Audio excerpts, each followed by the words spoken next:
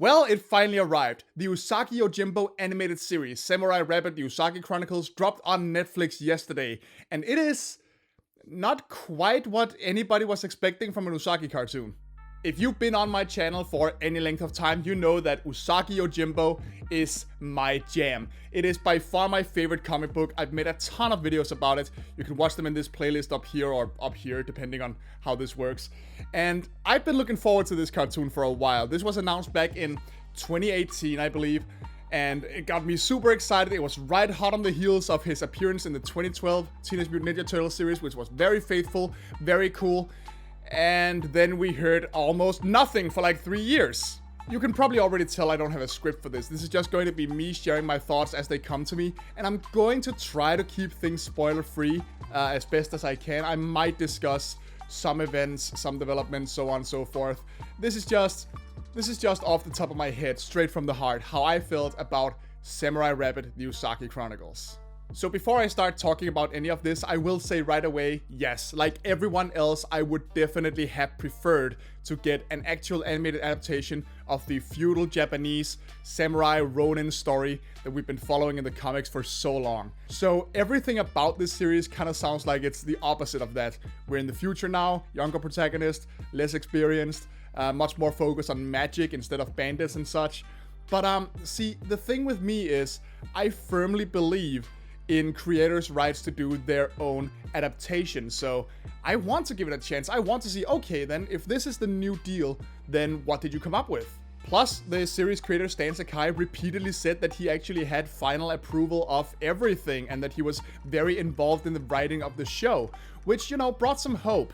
And as it got closer to release date, we also started to see some PR pictures of classic Usagi appearing in it in one way or another. So that got me excited and had me thinking there must be some kind of method to the madness. And on top of that, it's not like this is the first time Usagi has gone outside of genre. There's Space Usagi, which was, again, about a far-off descendant in the far-off future, where it was like Star Wars Usagi, and it worked really well. I really like those. And then there's Senso, which took place 20 years in the series' future, and was basically what if War of the Worlds happened in Usagi's world. So I'm not super opposed to changing the setting of Usagi and playing around with the character tropes and the expectations of it, as long as there's still some core of it intact. So to go over the basics, this time we're focusing on Yuichi Usagi, a young farm boy who knows that Miyamoto Usagi, who we've been following in the comics all this time, is his ancient ancestor, who is apparently now mainly famous for having fought Yokai, that is Japanese spirits and demons and such, and even sealed them away. And Yuichi, he's like the classic, you know, hopeful hero Hercules at the beginning of the movie style. Oh, I live in this boring farm, nothing ever happens. I want to be a hero like my ancestors. I wanna go out there and explore the world and things. And he does. He gets Usagi's sword from his aunt, who he lives with, and is sent off to Neo Edo to try and find a sensei who can teach him to be a real samurai. Of course, he doesn't get to be there for long before he gets involved with some major crystal shenanigans that release all the yokai that were trapped. And now he and a team consisting of him, Gen, Kitsune, and Chizu, or rather this show's version of Gen, Kitsune, and Chizu, have to go around catching yokai. It's pretty simple. Now the characters, that's where things get interesting. Like I said, we have a core team here. This is very much like a classic cartoon in that we have a core team of heroes with each their own very distinct personality traits who are gathered together to fight villains. Like it's actually, I think I said to a friend that this cartoon feels like what would have happened if back in 1987 it was Usagi who got a cartoon instead of the Ninja Turtles. For those that don't know, those two comics released around the same time. This kind of feels like that, although with modern sensibilities and modern animation techniques, of course.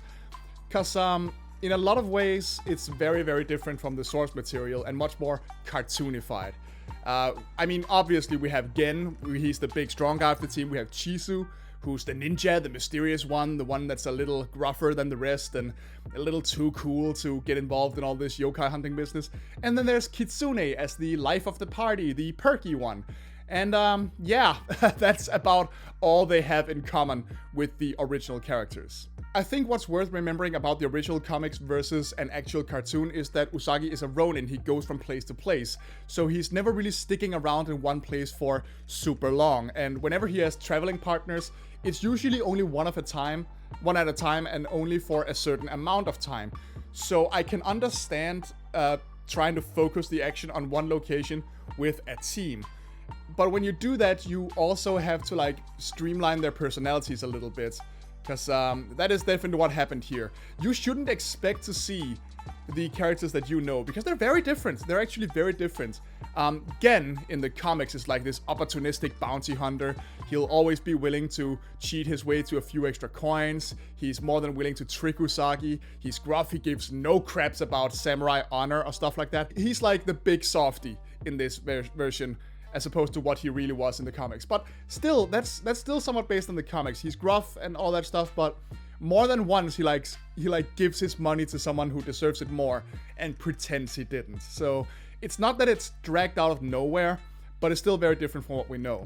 And this is definitely a bit of a spoiler, so I don't know, cover your ears, but I do love that he not only loses his horn, so he ends up looking more like the Gen we know.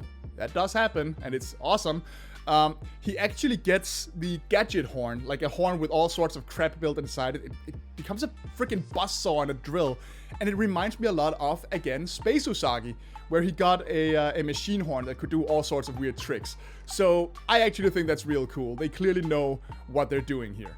Then there's Kitsune, and oh boy, okay. So anyone who's watched any of my Usagi videos know that Kitsune is by far my favorite character. She is still a street performer and a thief here, but it doesn't play a very big role. Like, Usagi just meets her when she's performing some puppet theater, and there's like once or twice where she's stealing stuff and talking about how it will buy her food. But then that kind of completely goes away once they become a team, and she's just the perky one. I do like certain things about her. She's the one that looks the most like her comic book counterpart, aside from the ponytail. Although it is a nice detail that that's a foxtail in a setting where none of the animals have visible tails. She has the color scheme, she has the leaves and everything, she has the fans. It's all cool, but she kind of just becomes the energetic girl on the team, and she actually doesn't get to do much in the show, much to my annoyance. She does, of the four main characters we have, she's definitely the one with the least to do, which annoys me. And then finally there's Chisu, and oh my god. Okay, so I've been talking about the characters and their very different designs so far. Chisu is the one that I just can't get used to. To me, she looks like that panther thing from El Arca mixed with, I don't know, Nicole Watterson's mom or something. It's such a weird design, and I get why they do it. They want each character to be distinct. They even each have different weapons, where in the comics, both Chisu and Usagi and Gen would just use swords, you know? Here Usagi even gets a yo-yo as like a mystical weapon that can trap yokai. It might feel a little kiddie to some. I didn't mind that much. But yeah, I can't get used to Chisu. And much like Kitsune, her core personality is almost kind of flipped. Because in the original, she's a ninja. She's been cast away from her clan, but she still very much lives by ninja code. She's very gruff. She will kill, absolutely. She believes that a ninja's duty in life is death and all that crap. But in the show, there's a major storyline about her breaking away from a highly abusive ninja clan. And it's fine, I get why they're doing it, modern sensibilities and such, but it's basically the opposite of what we know from her. Which makes sense because these aren't the characters we know. They are supposedly descendants. And that's another weird thing about it. Yuichi is explicitly said to be a descendant of Miyamoto Usagi, which is fine. But the others have seemingly no relation to the original cast. They just happen to be named the same thing and be the same species. And it's weird. It's weird. I don't know why they didn't actually, like, why not have some, oh, it's destiny, they found each other again kind of thing. I don't know. I don't so much mind that they're very different, considering they specifically aren't the same character. But they're so far removed that you only get occasional glimpses of the character you remember, which is a little bit weird. So that's the cast we know, but of course there's a whole new cast of characters. There's all the yokai they catch, which I for one really enjoy. I'm a sucker for yokai, and we get to see a lot of classic yokai in this show, despite the futuristic setting, which I really enjoyed. And there's a couple new characters. They have this really crappy shogun he's a hyena, but he kind of acts like King Julian from Madagascar. I have mixed feelings about that guy. Like, he can be funny, sure, but he's also just there to be obstructive, and it kind of sucks. And then there's this bear guy who is like the guardian of the crystal that started this whole business in the first place. And he's really funny. Again, it's limited how much impact he has in the plot, but he's really funny. There's the leader of Chisu's ninja clan, who's like a major villain of the show. She's there too. She's weird. Imagine Princess Carolyn from BoJack Horseman as a ninja leader. It's very strange, but she can be very entertaining. I will give her that. So a big theme of the show is that not all the yokai are bad. Like, you can't just assume that all these spirits are automatically evil. Usagi learns over the course of this 10-episode season that he has to stop and assess the situation instead of just barging in and beating up the first person he sees. So there are some characters that are... And this Karasu Tengu, which is a crow goblin to translate loosely, she is freaking awesome. I love her look. I love her personality as like a no-nonsense classic warrior. She's just badass. I kind of want a toy of her, to be perfectly honest. Oh, I almost forgot, among returning characters, they actually bring back the other ninja clans, like the... what are they called? Komori, the Bat Ninja, and the Mogura Ninja. The latter of which haven't been in the comics for like 30 years or something. And they are different, to be sure. They're like presented as street gangs rather than ninja clans, which is fine. I get it. We're in the city. We're in the big city. But they've been reworked completely. Like, the Mogura are these West Side Story style 80s gangsters now, which is really weird. And the Komori are barely in it, but they have like this military theme. And they actually remind me a lot of stuff you'd see in a series like Kipo and the Age of Wonder Beasts, which, if you haven't seen that, that's a different Netflix cartoon that you should absolutely check out. It rules. I didn't mind this so much. It was fun to watch, but again, I would have liked to see something more classic. And at least the Komori Ninja still have their wing blades, which is just super cool. So then there's the story itself. For the most part, this is pretty episodic, at least this first season that we're watching so far. There's a yokai, go stop it. The first 2 episodes are like focused on getting Usagi there and meeting his gang and setting up the situation and such. And then it's like, go fight yokai in this next episode. With, of course, a bit of a bigger plot brewing in the background. There's this villain called Kakehito who has plans, and it's all fine and good. My main problem is, and I'm gonna try to not be too spoilery, but there's like a different threat than you were expecting that, for me at least, seems to come completely out of nowhere, and I'm not entirely sure how to feel about that. Alright, so this leads us to the elephant in the room. How connected is this actually to the comics that we know and love? And it is, because there are a lot of flashbacks to Usagi back in feudal Japan. And he's actually voiced by the guy who voiced him in the 2012 Turtles cartoon, which I really appreciated. That was great. He was a great voice, although he gets like maybe 2 lines in this one. So there's this major thing where something Usagi did in the past has been misunderstood in the present, and people like hate him, even though Yuichi is really proud of being his ancestor. So there's a whole thing there. And we do get these 2D painted flashbacks. They're not in Sakai's comic book style, but they do look fantastic. And I guess we get a little bit more knowledge of what happened back then, but there's some context missing. So all that PR where they showed like, oh, classic Usagi will show up, he will play a role. Downplay your expectations a bit. He's there, but he's definitely not the major player that they were trying to make him out to be. This is a spin-off, first and foremost. And honestly, that's my main takeaway from the whole series. You can't look at this as an adaptation of the comics, because it really isn't. A sharp-eyed viewer will notice a lot of callbacks and little details that are definitely from the comics. Like, Usagi has a Tokage with him that is named Spot. That's been a thing in the early comics. Gen's horn, like I mentioned, Space Usagi. There's a shot where some people are like playing with action figures that are very clearly classic Gen and Inazuma, which was a really nice touch for me. But yeah, you can't think of this as an Usagi Yojimbo cartoon because it's not. It's a next generation spin-off thing.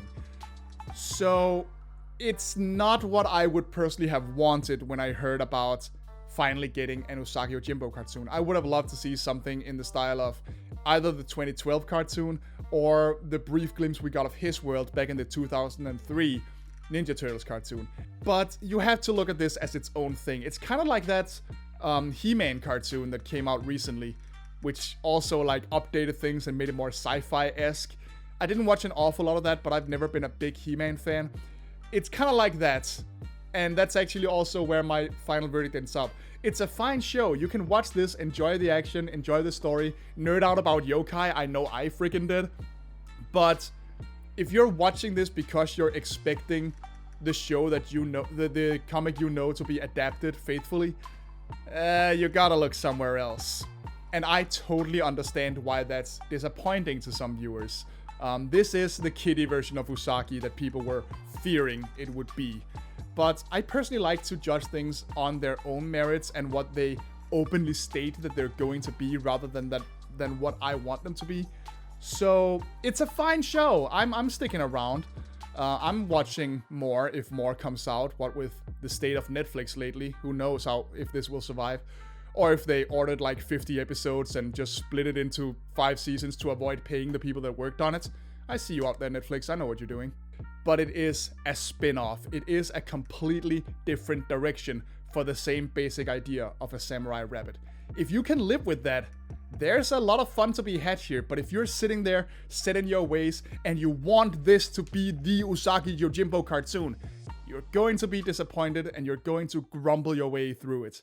So yeah, that was my rambly vlog review of Samurai Rabbit, the Usagi Chronicles. I hope you could handle it. It's been a while since I've done one of these. But don't fret.